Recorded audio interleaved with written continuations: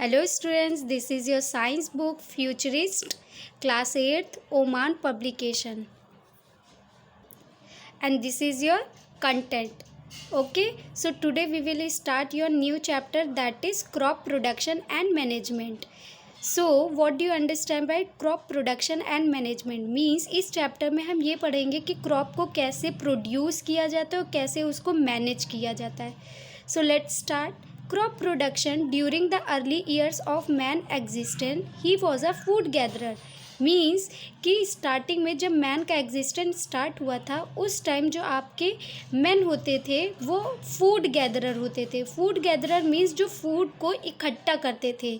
He lived a nomadic life and feed on animals and wild fruit. तो उस time वो क्या करते थे, नोमैडिक लाइफ मतलब कि आदिमानव वाली ज़िंदगी जीते थे और एनिमल्स और वाइल्ड फ्रूट पे ही जीवन यापन करते थे, उन्हीं को खा के गुजारा करते थे. It is believe that about 10,000 years ago he started planting seed of plants. ठीक है, तो उन्होंने उस टाइम 10,000 साल पहले उन्होंने सीड्स की हेल्प से प्लांटिंग करना स्टार्ट किया था. This transformed the primitive man from food gatherer into food producer, जिससे अब वो फूड गैदरर से फूड प्रोड्यूसर में कन्वर्ट हो गए थे. क्यों, पहले तो वो फूड को गैदर करते थे, इकट्ठा करते थे, बट अब उन्होंने फूड को प्रोड्यूस करना स्टार्ट कर दिया था by the help of seed. This also changed his course of life as then started living a settle life. Means कि पहले वो एक जगह पे स्थिर नहीं रहते थे, एक जगह से दूसरी जगह जाते रहते थे, बट अब उन्होंने सेटल लाइफ स्टार्ट कर दी थी. क्योंकि अगर वहाँ वो कहीं भी क्रॉप को ग्रो करेंगे तो उसकी केयर भी करनी पड़ेगी, इसीलिए उन्होंने सेटल लाइफ को स्टार्ट कर दिया था. The ancient civilization was situated mostly in the bank of perennial water reservoir like river and lake.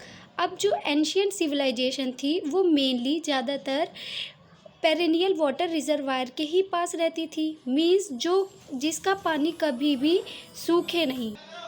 In India 80% people are involve in agriculture. और इंडिया में हमारा 80% जो लोग होते हैं वो खेती में इन्वॉल्व होते हैं. This observed even today as most of the metropolitan city of the world are situated near big rivers. यहाँ तक अभी भी जो आपके मेट्रोपॉलिटन बड़ी बड़ी सिटीज़ हैं वो बड़ी बड़ी रिवर्स के पास ही सिचुएटेड है, लोकेटेड है. The perennial source of water helped man to meet his personal water requirement as well as made it easier to for him to irrigate plants. Means जो आपके पेरेनियल वाटर सप्लाई हैं वो दो तरह से help करते. एक तो उनकी बेसिक रिक्वायरमेंट्स को भी फुलफ़िल कर देता है, प्लस उनको इरिगेशन में भी हेल्प करता है, क्योंकि प्लांट को इरिगेट भी तो करना पड़ेगा, उनकी सिंचाई भी करनी पड़ेगी. तो इसलिए ज़्यादातर जो मेट्रोपॉलिटन सिटीज़ हैं वो बिग रिवर्स के पास ही लोकेटेड होती हैं. Human beings have learned the art of growing plant and domesticating animal with the time and through experience. अब जो ह्यूमन बींग्स थे उन्होंने प्लांट्स को ग्रो करने की आर्ट को भी क्या कर लिया था, सीख लिया था समय के साथ साथ, और एनिमल्स को भी पालना स्टार्ट कर दिया था. The science which deal with the study of plant and animal that are useful to mankind is called agriculture.